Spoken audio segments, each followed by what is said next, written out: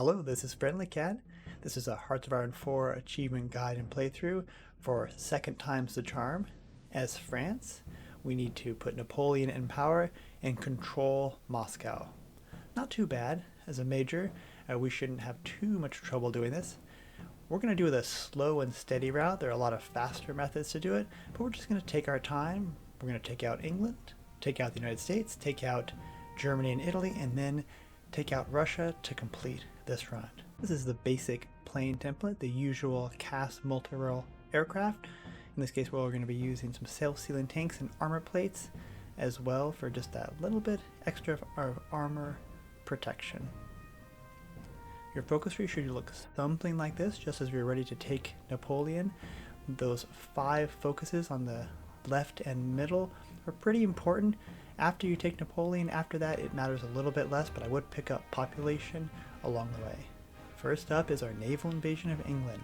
Our spotter subs actually picked up Dover as empty when I started the invasion. It turned out that they actually had an invader, a little defender as well, but that's okay, we're still able to land and take care of England. I think a lot of guides show taking Belgium and Netherlands first, and that's probably not a bad play, but I really want to take out England because I know if they go down, we're in a good place, so I focused on them first. As we land, you can also see that we've got planes in the channel to take care of subs to just make it a little more likely that our troops make it across. Sure enough, once we've landed, we're going to have not too much trouble pushing through England. This early 1938, England doesn't have a lot of troops in general, and because they've got such a large empire, they've got troops spread out everywhere. So we can just take care of them. And we're not going to capitulate them. We're going to hold back so we can go back and take care of Belgium and the Netherlands. As we head into Belgium, they give us a little bit of a hard time. It's, really proud of them there for what they were able to put up. But eventually we will be capitulating them so that we can head north into the Netherlands. Take your time, take encirclements if you need to, pressure, put your air power over the zone, because soon Belgium will fall. And in this guide, in this run, the Netherlands didn't really have too many troops on their own homeland, so it was pretty much just a walk through for the most part, to capitulate them. But again, take your time, because soon they will capitulate as well, particularly with your air power over that zone. After they capitulate, then take a look at England and move your last few troops so that you can now capitulate the Allies and take yourself to the peace conference. In the peace conference, take everything, because you've taken Belgium and the Netherlands. In this new peace conference system, you have enough points to take every place in the Allies. You also have enough points to take all of their ships, which are very helpful. And the first part of the run, maybe the most difficult part, is now complete. Let's start also preparing collaboration government with Russia. It's absolutely not necessary, because this achievement just requires you to control Moscow, but maybe just makes it a little bit easier. We're also going to start upgrading our divisions. We'll eventually be heading toward 27 with both motorized and infantry, so 9 either motorized or line infantry, and then 3 motorized artillery or line artillery. Our tanks, in this case, because we're looking for mobile tanks, we're going to make them as fast as we can with the highest reliability, which means armor will suffer a little bit, but they'll be very helpful for our mobile units. We'll also use them for line infantry as well.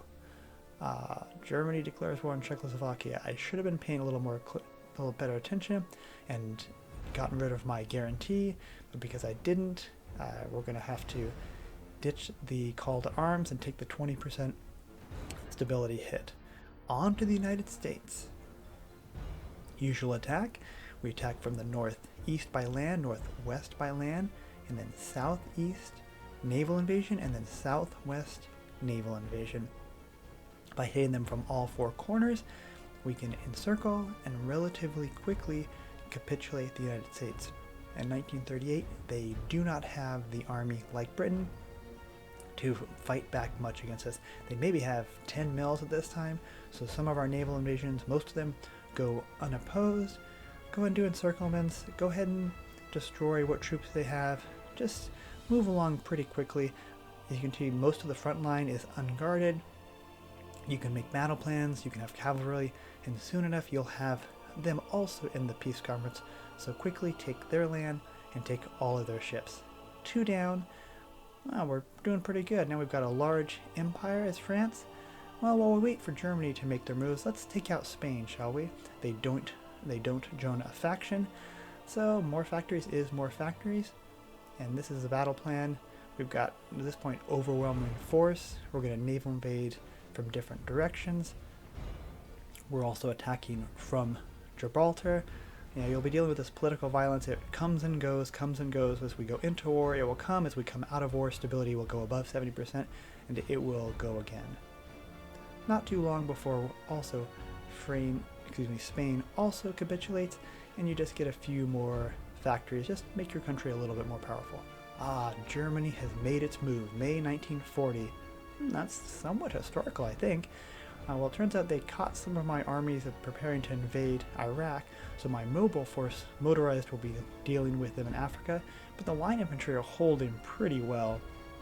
At this point, we've got quite a bit of mills, we've got a large air force, we're able to contest the skies, we're doing some logistics strikes. It didn't really seem to make that much of a difference in my game. Maybe yours will be different. And these mobile forces, because they were caught invading Iraq, they were able to quickly swing through the North Africa, and it's actually pretty cool to watch overruns and encirclements against the troops that are stationed there. Not too much longer before Tripoli falls, and with that, North Africa is secured. Probably should send the troops into Europe, but no, I sent them on safari, so I sent them out to travel the breadth of Africa. A real poor use of material. Well, that's one big encirclement. I'd like to say that it's my military prowess, but I think they're trying to do a naval invasion of some sort. They will all get obliterated in that port. They do not get out. Maybe red bubbles now, but we will obliterate them all.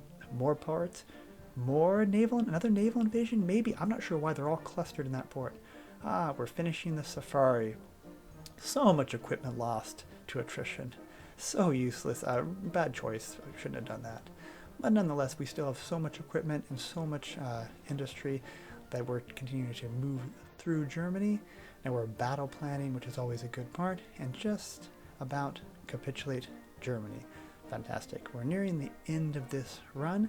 Let's take out the rest of the Axis, including Italy, and then we'll have capitulated the Axis and we could take them to peace conference. The motorized troops are back from their adventures in Africa. Welcome home, fellas.